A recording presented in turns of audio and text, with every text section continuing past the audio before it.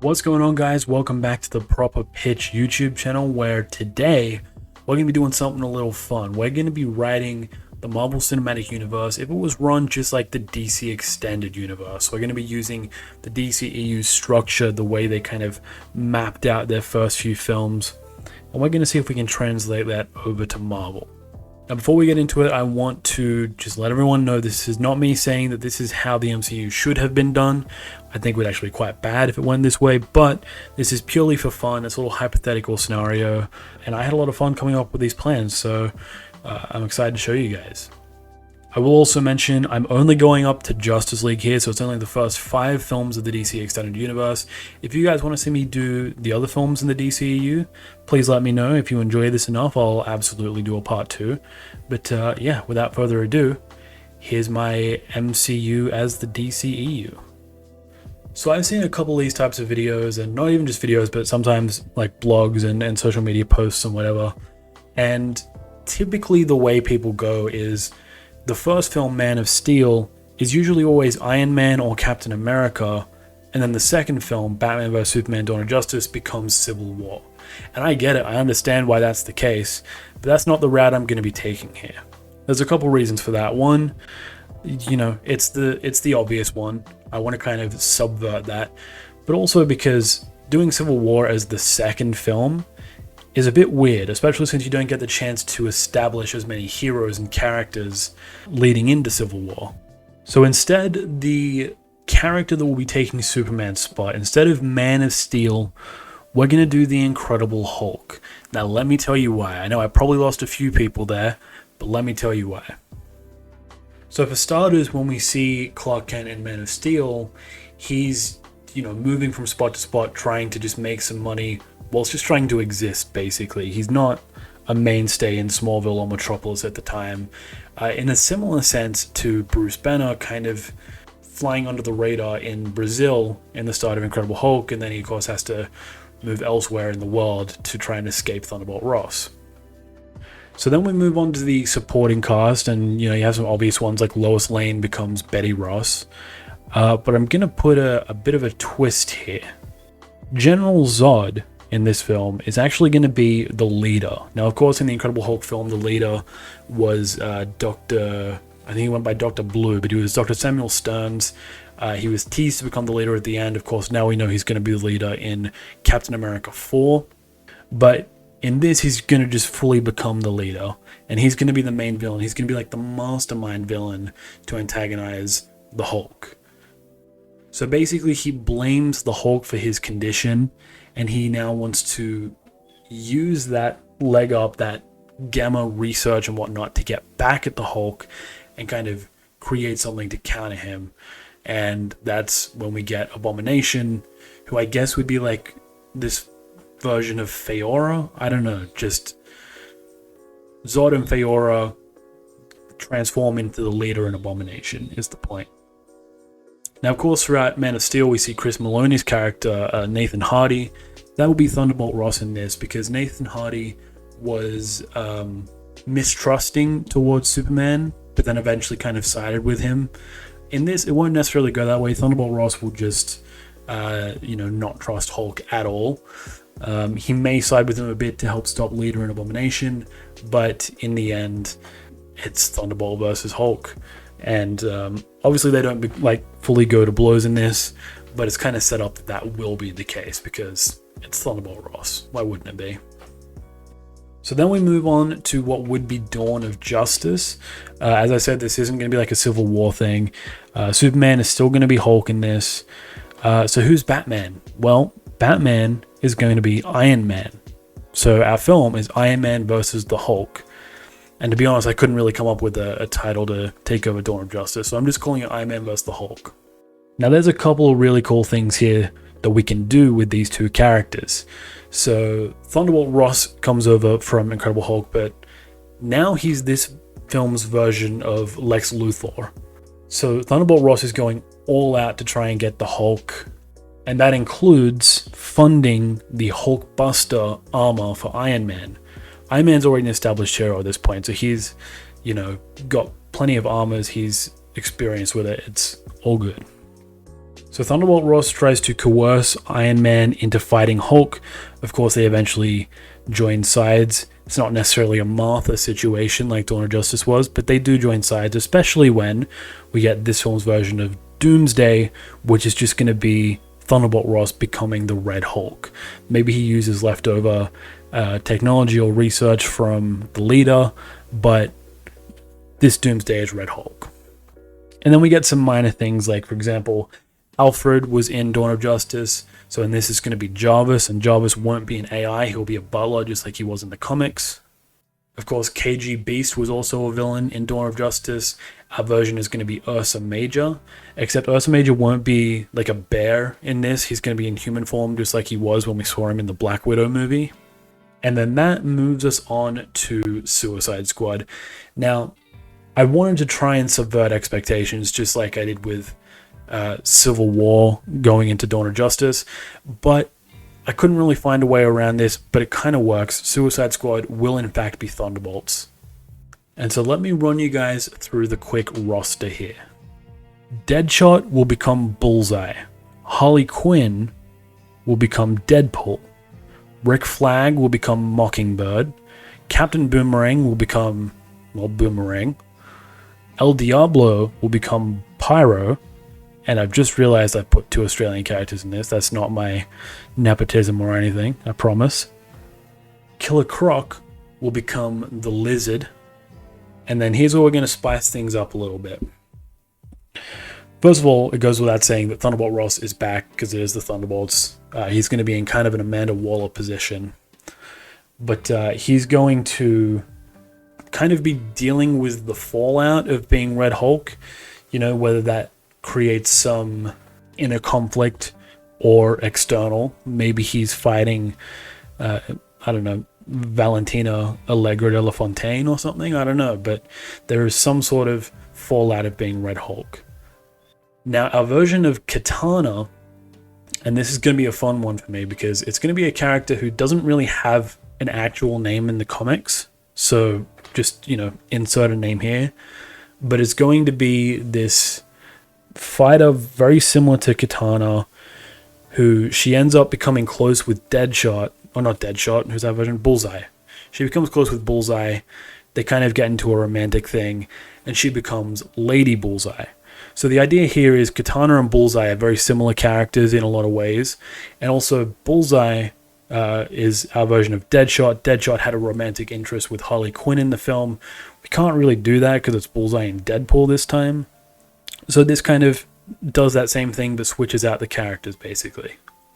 So then we move on to our main villain, Enchantress. Of course, DC's Enchantress. I'm not saying Thor's Enchantress will be the villain of this. No, instead the character we're going to go with is Satana. I was thinking maybe Scarlet Witch, but we're going to go with Satana. And the idea here is essentially Mephisto is kind of working through Satana and is trying to force Satana to bring him to the real world. Now, we never actually see Mephisto fully. You know, maybe we hear his voice or something, but it's going to be one of those things that you tease and it's be like, oh, Mephisto is going to be a future thing, but not right now.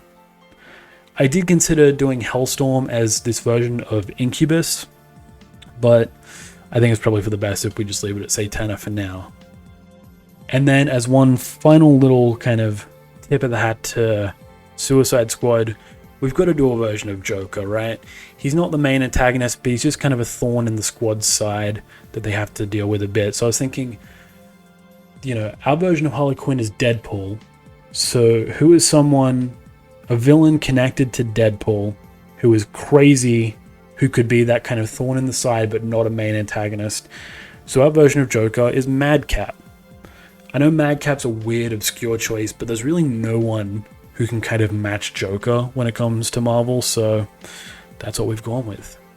Now we move on to Wonder Woman. Now, I forgot to mention when we're talking about Iron Man vs. Hulk, but obviously in Dawn of Justice, Wonder Woman makes her first appearance.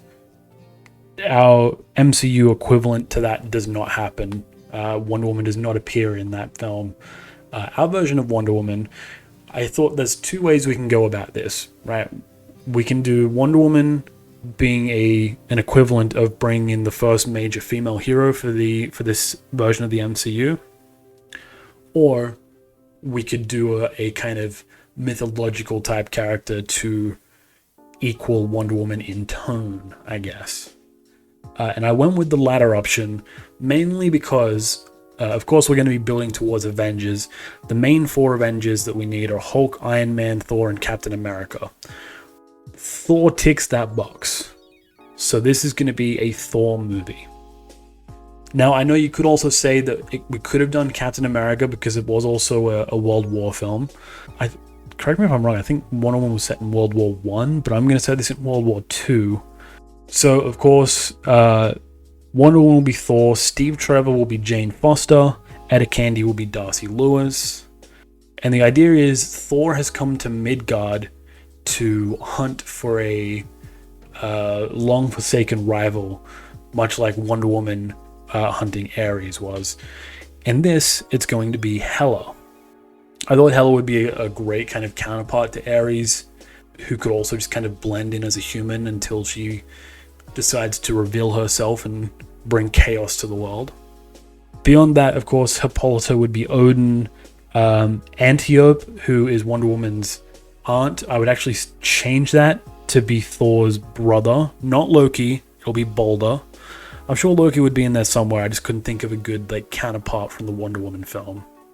And then the part here where I'm going to tie it with a neat little bow is there's 2 characters from the Wonder Woman film. There's Dr. Poison and there's Eric Ludendorff. Both are Nazi characters. I'm going to do the same thing here and make them Hydra. Dr. Poison is going to become Ophelia Sarkisian, who will later on become Viper, aka Madame Hydra, and Eric Ludendorff will be Baron von Strucker. So this is a great way to set up Captain America without necessarily showing him. And yeah, I thought this was a great counterpart for Wonder Woman. Now finally, we move on to Justice League, aka the Avengers. So let's recap what we know. Batman is Iron Man, Superman is the Hulk, Wonder Woman is Thor. So who's going to be Cyborg, Aquaman, and the Flash? Well, the one character that I mentioned needs to be done but hasn't been done yet for Avengers is Captain America, and he is one of those characters, but which one? He's going to be Cyborg, and the reason he's going to be Cyborg is for 2 reasons. One, I kind of want to, because we haven't touched on Captain America in the previous film, so I want kind of the opening of the film to be his intro. Kind of like if you've seen the Ultimate Avengers animated film, the whole first scene is this big action sequence of Cap fighting the Nazis, and then he falls into the ice. And then it's the opening credits, and then it's the rest of the film set in the modern day. I kind of want that to be the case here. So touch on Captain America's origin and then bring him to the modern day. So in a similar way to how Cyborg's origin is told throughout Justice League. So they both have origin stories here. The other big reason I wanted Cap to be Cyborg is because Cyborg is so kind of clouded by coming to the realization of, or I guess the reality of what his new body and his new situation is. Much like Captain America would be struggling to come to terms with the fact that he's now, you know, several decades later. So a lot of similarities there. So then that leaves Aquaman and the Flash. Well, I'm going to start with Aquaman, and I'm going to say that that's Black Panther. Now, that does factor into the story a bit, but of course the similarities off the bat are Aquaman, Atlantis, Black Panther, Wakanda. Of course, Black Panther wouldn't be shunning Wakanda like Aquaman was to Atlantis. He would be a very proud Wakandan, but still a lot of similarities to be made there. Now, I'm going to get into the story reasons as to why I want Black Panther here, but before I do that, I have to tell you who the last member is. So who would be the Flash? Now, I struggled with this because I couldn't really think of anyone who matches the Flash in terms of personality that I really wanted to have on the team. So I kind of made someone who can kind of go along those lines, but also doesn't really and shouldn't have to. And so my version of the Flash is actually going to be Captain Marvel. Now, Captain Marvel is actually going to be one of the main catalysts for the story. Steppenwolf, of course, was the villain of Justice League, and this is going to be Ronan the Accuser, and instead of parademons, it's going to be the Kree. So Captain Marvel kind of ties into that whole situation there, to bring the villains in that into the main arc. Now, the way Black Panther ties into this is much like Steppenwolf and the Parademons did. I think they did it in Russia, where they were trying to activate the mother boxes. It's going to be that, but in Wakanda. Wakanda was entrusted with one of the, I don't know what the equivalent would be in Marvel. I don't want to say Infinity Stones, but maybe it is.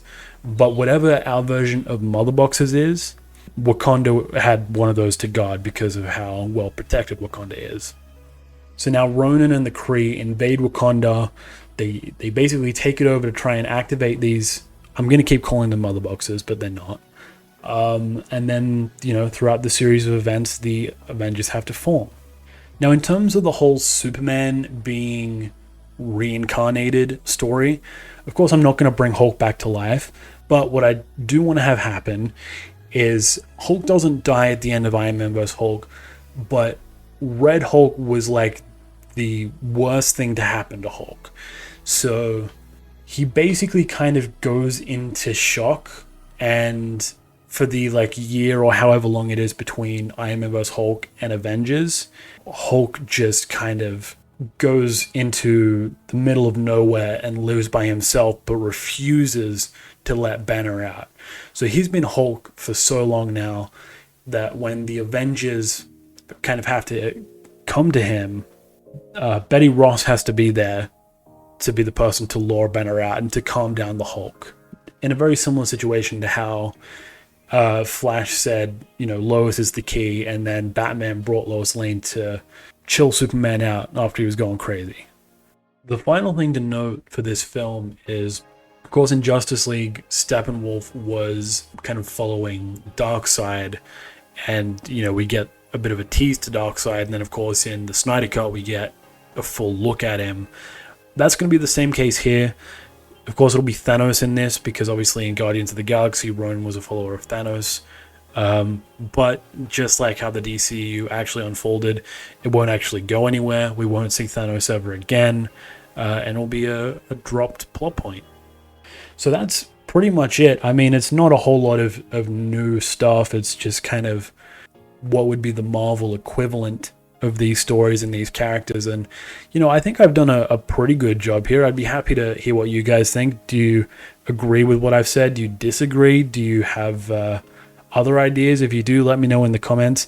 More importantly, if you want to see a part 2 where I cover all the other films like Wonder Woman 84, Black Adam, The Flash, all those movies, let me know. I'll happily do it. But yeah, this is kind of the Avengers storyline in the MCU as the DCEU. So with that being said, thank you guys so much for joining me today. I really do appreciate it. I hope you've enjoyed, and I'll see you guys next time.